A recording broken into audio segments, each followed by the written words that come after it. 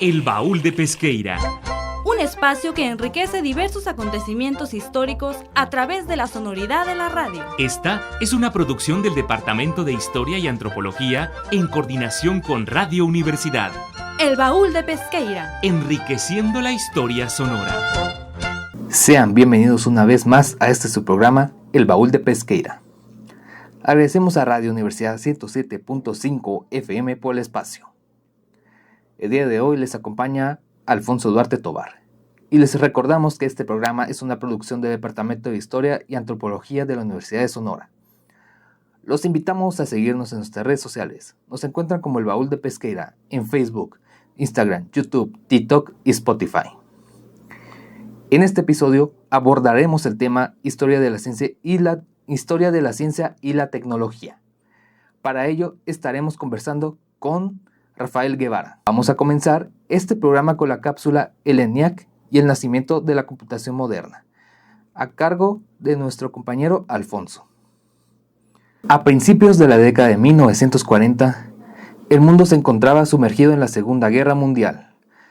El Laboratorio de Investigación Balística del Ejército de los Estados Unidos enfrentaba un problema crítico: la creación de tablas de tiro para la artillería. Estas tablas se requerían cálculos matemáticos extremadamente complejos que determinaban la trayectoria de los proyectiles según la distancia, el viento y la humedad. En aquel entonces, el término computador se refería a personas, mayormente mujeres con grandes habilidades matemáticas, que realizaban estas operaciones a mano o con calculadoras mecánicas lentas. Un solo cálculo de trayectoria podía tomar hasta 20 horas. La necesidad de velocidad llevó al ejército a financiar un proyecto radical en la Escuela Moore de Ingeniería Eléctrica de la Universidad de Pensilvania. Bajo la dirección del físico John Maudslay y el ingeniero J. Presper Eckert, comenzó en 1943 la construcción del ENIAC, Electronic Numerical Integrator and Computer. A diferencia de las máquinas anteriores, el ENIAC no utilizaba partes móviles mecánicas para calcular, sino tubos de vacío. El espacio ocupaba unos 167 metros cuadrados. Su hardware tenía 17.468 tubos de vacío, 7.200 diodos de cristal y millones de resistencias y condensadores, y su consumo gastaba cerca de 150 kilowatts de electricidad, lo suficiente para iluminar un pequeño pueblo. El ENIAC no tenía un sistema operativo ni memoria interna para almacenar programas como las computadoras actuales. Para programarla, se debía cambiar físicamente el cableado de la máquina, conectando cables en paneles de conexiones, similares a los de una central telefónica antigua. Un aspecto fundamental y a menudo olvidado de su origen es el papel de las 6 programadoras originales: Kay McNulty, Betty Jennings, Marilyn Westcott, Hugh Lichtman, Elizabeth Vilas y Jim Bartik. Esas fueron las mentes lógicas que tradujeron los problemas matemáticos al lenguaje de la máquina, configurando los miles de interruptores y cables para que el gigante cobrara vida. Aunque el ENIAC se terminó en 1945, justo cuando la guerra terminaba, su impacto fue inmediato. Su primer problema real fue realizar cálculos para el proyecto de la bomba de hidrógeno en Los Álamos. Lo que a un humano le tomaba semanas, el ENIAC lo resolvía en segundos. La máquina demostró que la computación electrónica era viable. Sin embargo, su mayor limitación, la falta de un programa almacenado, llevó a Maudslay y Eckert, junto con John von Neumann, a diseñar sucesores como el EDVAC, que sentaría las bases de la arquitectura de las computadoras modernas. El ENIAC finalmente fue desactivado en 1955, pero dejó un mundo transformado. Bienvenidos y bienvenidas a otro episodio más del Baúl de Pesqueira. El tema de este programa es Historia de la Ciencia. Para ello, el día de hoy estaremos conversando con Rafael Guevara Pfeffer. Rafael Guevara Pfeffer es doctor en Historia por la Universidad Nacional Autónoma de México. Entre sus líneas de investigación se encuentran la historiografía, teoría de la historia y la historia de la ciencia, especializándose en las ciencias biológicas en México durante los siglos XIX y XX, así como la historiografía de las disciplinas científicas. Ha sido profesor de Historia de la Ciencia por más de 30 años y hoy enseña en el posgrado en Filosofía de la Ciencia y en la Facultad de Filosofía y Letras de la Universidad Nacional Autónoma de México. Preséntese, por favor, doctor. Hola, buenos días, doña Sofía, buenos días al auditorio, buenos días a la Universidad de Sonora. Muchas gracias por la invitación. Y bueno, pues estamos aquí a sus órdenes desde la Ciudad de México, de la Facultad de Filosofía y Letras de la UNAM. Muy bienvenido sea, profe. Para comenzar, entonces, cuéntenos un poquito qué es la historia de la ciencia y la tecnología y por qué es un campo de estudio relevante. Bien, quizá podríamos empezar diciendo que no hay futuro sin el conocimiento científico tal y como está organizado el mundo construido por los seres humanos. A partir de ahí, pues la ciencia se hace imprescindible, se precisa y también es un bien y un mal necesario simultáneamente, porque produce comodidades, ayuda a transformar la naturaleza y a reproducirnos material y simbólicamente, pero también tiene una cantidad de riesgos el conocimiento cuando lo aplicamos, el conocimiento sistemático sobre la naturaleza cuando lo aplicamos. Y en ese sentido, pues es relevante entender qué es la ciencia, bajo cualquier perspectiva, bajo la sociología, la antropología, la filosofía, bajo el sentido común, bajo la propia experiencia de cada disciplina científica. Pero de alguna manera, un modo de saber qué es la ciencia es a través de su historia. Ahí es donde se vuelve relevante esa historia, porque es el mejor modo de atrapar las acciones humanas en su historia. Y lo resumiría con una frase de Goethe, que era un gran literato, un gran científico, un gran pensador, un hombre que trasciende tiempos, que diría que la ciencia está en su historia misma. Y entonces, cuando estamos investigando nosotros la historia de la ciencia, ¿cuál es el rol que jugaron las instituciones en el desarrollo de la ciencia en México? Y cuando estamos examinando el papel, ¿pesan estas más o los individuos que impulsan a la ciencia, sean estos científicos o no? Esta es una gran pregunta. Es una pregunta que se han hecho filósofos, epistemólogos y otros expertos.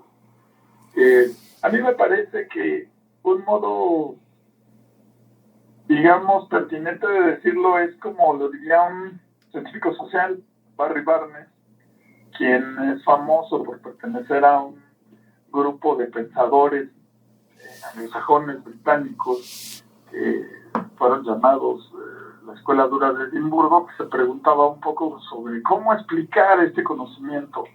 La sociología ha practicado el conocimiento, las formas de conocimiento religioso, místico, mágico, pero ¿y cómo explicamos el conocimiento científico? Que parece distinto. Y Barry Barnes dice que hay revoluciones científicas famosas, como las que representan personajes como Leonardo da Vinci o Newton o Galileo o Maquiavelo, en el sentido de las ciencias humanas sociales. Pero hay una revolución científica para Barry Barnes en el siglo XIX que es la institucionalización de la ciencia. El desarrollo de las matemáticas es fundamental porque esa forma de atrapar la realidad, que puede ser un lenguaje, que es una perspectiva, que incluso también es realidad en un sentido abstracto, pero también es invención que permite atrapar la realidad, es fundamental. Pero la institucionalización, no solo las matemáticas, permiten que la ciencia sea el fenómeno contemporáneo que hoy conocemos, lleno de múltiples instituciones, múltiples cátedras, múltiples procesos educativos, desde la enseñanza básica hasta la enseñanza superior, y múltiples modos de transmitir el conocimiento hacia el resto de los espacios que no son educativos y científicos, es decir, en el interior de las dinámicas sociales en toda su complejidad. En ese sentido, pues, si no hay instituciones, pues no hay ciencia. Pero por otro lado, eso no ha negado ni negará jamás la existencia de mentes brillantes, intuitivas, apasionadas por explicar o por dar con soluciones a interrogantes mentales o a interrogantes ingenieriles, y esas personalidades pues han logrado, digamos, catapultar y hacer un inventario de conocimiento y explicaciones sobre la naturaleza mucho más amplio. Pues de alguna manera, pues creo que las instituciones también son hechas por individuos, y cuenta tanto quien inventa una institución como quien inventa una teoría. Creo que no hay modo de darle supremacía a ninguno de los dos fenómenos, al fenómeno de una persona y su intuición, y al fenómeno de las instituciones que hacen que personas en modo colectivo produzcan conocimiento, lo integren y lo vuelvan cultura. Durante el siglo XIX, este proceso de institucionalización, también la ciencia pasa por otro proceso de expansión mundial y de arraigamiento en lo que es la vida de la persona común, ¿no? ¿Cómo fue que se llevó a cabo en México la divulgación científica? Bueno, sí, el siglo XIX, como decíamos un poco, es el siglo donde aparece la palabra científico. Es decir, la filología de la palabra ciencia puede rastrearse hasta orígenes de eso que se llama Occidente, en algunos lugares entre Europa y Asia Menor, pero la palabra científico, con esa voluntad de describir lo que hoy entendemos que es un científico, nace en el siglo XIX. Un pensador llamado William Whewell lo acuña, es un profesor y un responsable de la transformación de Cambridge. Y el campo semántico que acompaña la palabra científico, pues va a emerger poco a poco a lo largo de todo el siglo XIX. Y para que ese campo semántico no sea más que una propuesta de palabra, sino que sea un concepto que se arraigue y que luego se vuelva palabra que se convierte en cosa o cosa, pues es un proceso larguísimo que incluye la necesidad de divulgar, de difundir lo que hace el científico, porque hay que recordar que la ciencia contemporánea, que podríamos bautizar su espacio-tiempo, o que ha sido bautizada en un espacio-tiempo del 19 para acá, pues nació la ciencia, y las ciencias en general de las que se desprenden en este proceso, nació frágil. Y durante el siglo XIX, pues las personalidades que se encargaron de echar a andar los saberes y las disciplinas científicas fueron a gestionar, a negociar frente al público. Tuvieron que inventar el público, tuvieron que inventar su pertinencia frente a las políticas de Estado, o frente a las políticas públicas, o frente a las políticas imperiales de algunos de los países que se expanden. Entonces es un proceso donde divulgar, es decir, transmitir, divulgar es un fenómeno de llevar a la extensión de todos los espacios sociales el conocimiento científico, y este proceso de divulgación era necesario para construir el público y para llamar la atención de la importancia de la ciencia. Y en el caso mexicano, como en el resto del mundo, en todos lados están sucediendo fenómenos de procesos de institucionalización y profesionalización de la ciencia. Hay personajes que llevan el conocimiento y lo transmiten al resto del público en museos, en espectáculos. El espectáculo de la ciencia es desde el siglo XVIII, o antes, quizá, entre cortes, donde los hombres de ciencia divierten, entretienen, explican y al mismo tiempo gestionan recursos entre príncipes y personajes de poder. Pero ya para el siglo XIX y a finales del XVIII aparece, por ejemplo, el espectáculo de la ciencia, donde por una moneda puedes tomarte un café, un té y ver en un telescopio el fenómeno sideral, o ver cómo una bomba de vacío hace explotar un animal. Es decir, la ciencia también tiene una historia de ser espectáculo que atrae, que divierte, que incentiva las mentes de chicos y de grandes. Y en México ese fenómeno pues no pasó desapercibido, sino todo lo contrario. México tiene una historia de su proceso de enseñanza y divulgación de la ciencia, y en ese sentido pues hay hasta personajes como J.J. Arriaga, ingeniero, un gobernante, un experto de la época del siglo XIX, que al mismo tiempo se dedicó a hacer una obra llamada La ciencia recreativa. Y quizá para que quede claro este comentario, basta con decir que la ciencia recreativa hizo que sus contemporáneos lo conocieran no solo como el ingeniero y científico erudito, sino era llamado como el Julio Verne mexicano. Bueno, en ese sentido, pues hay un proyecto de divulgación muy claro. Perfecto. Bueno, entre otros personajes y otros temas que podríamos comentar, pero creo que el hecho de que tengamos nuestro Julio Verne mexicano muestra esta faceta de difusión del conocimiento a través de las letras. Ok. Bueno, vamos a hacer una breve pausa, pero al regresar seguiremos conversando. Continuando con nuestro programa, escucharemos ahora la siguiente cápsula a cargo de Sofía, titulada La Guerra de los Huesos y la carrera por el dinosaurio americano. En 1897, viendo una caricatura de un dinosaurio asomándose a la ventana de un rascacielos neoyorquino, nos cuenta el profesor Mark Meigs que el magnate Andrew Carnegie, asombradísimo, metió $10,000 a un sobre y dijo: «Cómprenme uno, tan grande como un granero». Acto seguido, al año siguiente, se compró los fósiles de un Diplodocus y mandó unas copias en yeso a exhibir por el mundo bajo el nombre Carnegie, sumándose al furor que fue el nacimiento de la paleontología americana durante el siglo XIX. Y furor es la palabra. Años antes que Carnegie adquiriera su dinosaurio, el campo de la paleontología se había visto sacudido por una rivalidad encarnizada entre los científicos Edward Tinker Cope y Othel Charles Marsh. La relación entre ellos no siempre había sido mala. Habían estudiado juntos en Berlín y al principio de sus carreras habían nombrado hallazgos en honor al otro. Pero cuando en 1872, visitando uno de los primeros sitios de excavación de fósiles en Estados Unidos, Marsh sobornó a los encargados del sitio para que le enviaran todos los especímenes a él, y después se mofó de Cope cuando éste publicó un artículo en el cambio de lugar, la cabeza y la cola de un fósil, se rompieron todas las amistades. Empezó una rivalidad que duró 25 años y resultó en la identificación de 136 especies de dinosaurios, incluyendo el estegosaurio, el Triceratops y el Diplodocus de Carnegie. Dos factores influyeron en la ardua competencia entre Marsh y Cope y la proliferación de la paleontología americana: la publicación del origen de las especies de Charles Darwin en 1859 y la adquisición de los territorios mexicanos tras la guerra de 1848. La apertura del Nuevo Oeste significó un sinfín de sitios de excavación disponibles, por los cuales se pelearon utilizando todos los medios posibles: sobornos, saboteos, espías e incluso bombardeos. Las teorías de evolución de Darwin, que sacudieron a todas las ciencias naturales, se convirtieron en un punto de conflicto.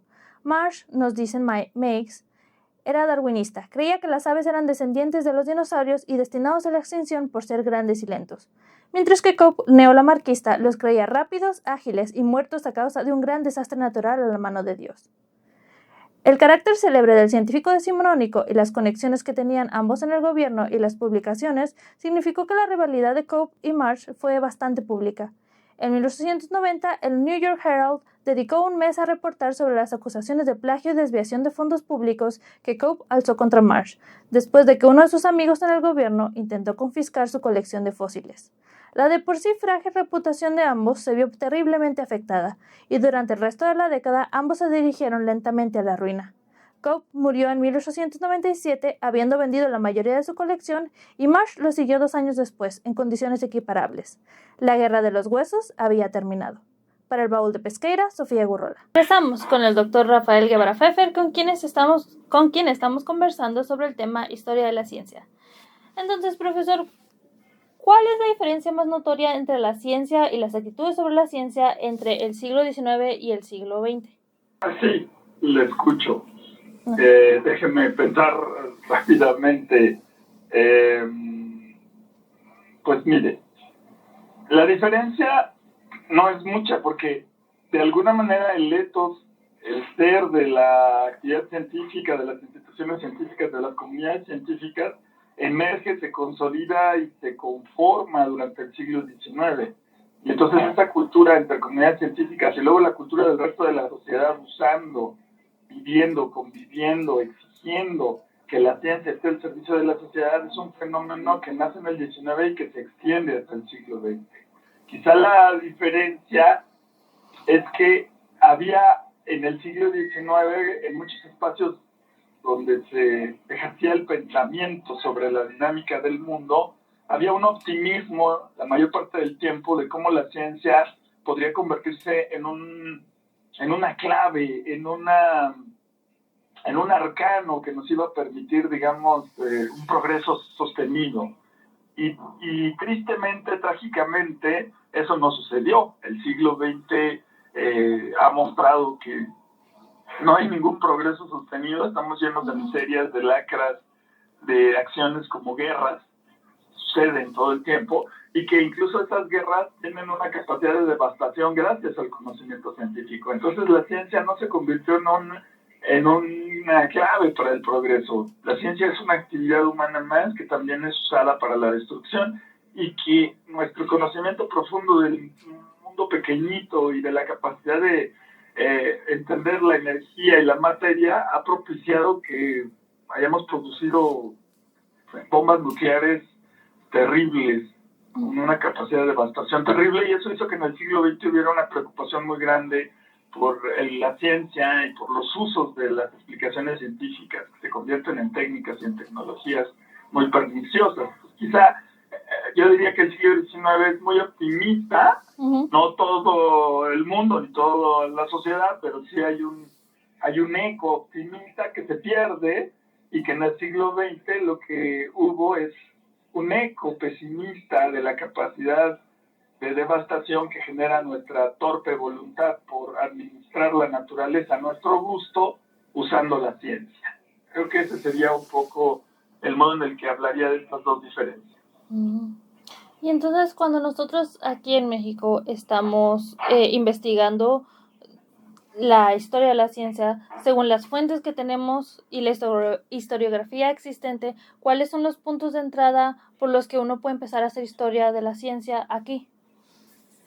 Pues mire, yo creo que primero, como una recomendación irremediable que salta a la vista, algunos autores, como Elías Trabulce, un gran historiador de México y del mundo, que tiene una antología de textos sobre ciencia y productos científicos del siglo XVI, XVII, XVIII y XIX, publicada por el Fondo de Cultura Económica, nuestra editorial más importante, con un estudio introductorio que es un libro en sí mismo que despeja el terreno para poder visibilizar en la historia del país eso que es su ciencia.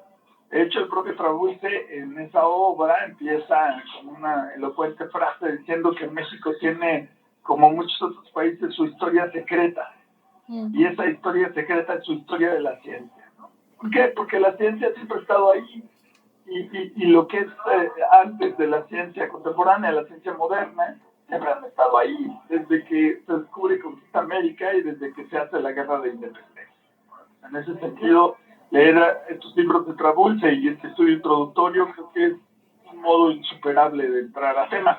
Pero por otro lado, cualquier tema tiene un giro científico o tiene un giro donde pensar la ciencia en un tiempo y en un espacio de nuestra historia tiene posibilidades explicativas. Por ejemplo, la Guerra de Independencia. Se tenían que hacer cañones para la guerra y tenía que administrar la pólvora, y eso ¿quién lo hacen? Pues los expertos. Saben de pólvora, saben de armería, saben de metalurgia. Y mover huestes de ejércitos, pues ¿quiénes lo hacen? Pues los ingenieros que se estaban formando en el seminario de minería. Entonces, hay expertos en ambos lados en la Guerra de Independencia como guerra. Y después en el régimen que viene después de la Guerra de Independencia, pues hay que organizar al mundo nuevo que representa dejar de ser una colonia, ser un estado, y esa organización exige conocimiento de todas las formas de conocimiento. Pero cualquier tema nos puede llevar a la ciencia. Benito Juárez es un tema interesantísimo, porque recientemente mi querido colega Fernando González Dávila publicó un artículo y en una conversación de cómo, por ejemplo, Benito Juárez al estar en el seminario, pero luego pasar al Instituto Literario de Oaxaca y luego ser su director, pues es un personaje formado de manera ilustrada y enciclopedista, pero también con las nacientes especializaciones de las ciencias que emergen. Y entonces también Benito Juárez es una meta científica, que al administrar el instituto, por ejemplo, desarrolla un museo y gabinete para la enseñanza de las ciencias físicas y las ciencias naturales. Es decir, es una mente de científico. Benito Juárez no solamente es un abogado, sino que es un jurisconsulto que se mueve entre el derecho canónico y el otro derecho, pero también es una mente brillante que se mueve entre los saberes que circulan en la primera mitad del siglo XIX y luego en la segunda parte del siglo XIX. Entonces Benito Juárez resulta ser también uno de esos expertos que construye el Estado con conocimientos, con los conocimientos científicos de la época. Es un modo de hablar de los modos en los que podemos entrar a pensar nuestra historia desde una perspectiva científica o complementando las narrativas de nuestra historia con aspectos científicos de la propia ciencia del país. Wow. Pues fue muy interesante, profe. Lamentablemente creo que ya no tenemos tiempo. Pues ha sido un placer conversar con usted. Ojalá lo podamos traer otra vez. Agradecemos mucho que haya venido. Sí. Bueno, pues yo le agradezco a usted y estoy a sus órdenes, como siempre, en la Facultad de Filosofía y Letras y aquí, con los datos que tienen su parte. Y sería un placer para mí continuar y hacerlo un poco menos atropelladamente y poder conversar con mayor largura sobre estos temas que, pues, sí son importantes para pensar el país, no solo para pensar la ciencia. Sí, creo que el rumbo de la humanidad hoy en día hace que este sea un tema muy relevante. Así es. Pues a nuestra audiencia, muchas gracias por acompañarnos en este episodio. Por favor, no se olviden seguir nuestras redes sociales para más contenido sobre historia y antropología. Profesor, ¿quiere decir adiós? Sí, me gustaría mandar un saludo a la universidad, a todos los que hacen posible el programa, a usted misma y a toda la audiencia, y desearles pues un formidable largo fin de semana. Muchas gracias. Y a nuestros escuchas, hasta la próxima. Para el Baúl de Pesqueira, Sofía Urrola. Y antes de despedirnos, los dejamos con la cartelera cultural de esta semana, presentada por Germán. Del 18 al 24 de marzo, Hermosillo ofrece una agenda cultural profunda y diversa centrada en la innovación, creatividad, empatía y voz. El próximo miércoles 18 de marzo, a las 6 de la tarde, en el Foro de Lenguas Extranjeras de la Universidad de Sonora, se llevará a cabo el concierto para mujeres Herencia Sonora, Mujeres Compositoras, organizado por la Facultad Interdisciplinaria de Humanidades y Artes, junto con el Departamento de Lenguas Extranjeras y Bellas Artes. El jueves 19 de marzo, a las 5 de la tarde, se presentará el libro de estudio de consumo para el bienestar alimentario, de la doctora Lisbeth Salgado Beltrán, en el auditorio del Congreso del Estado de Sonora. En esta obra se presentarán nuevas propuestas de innovación alimentaria y un análisis del comportamiento de consumo sustentable con impactos en modelos de negocios basados en la economía circular. En la Plaza Bicentenario, el viernes 20 de marzo, a las 10 de la mañana, el Fondo de Cultura Económica, la Secretaría de Educación y Cultura y Nidos de la Cultura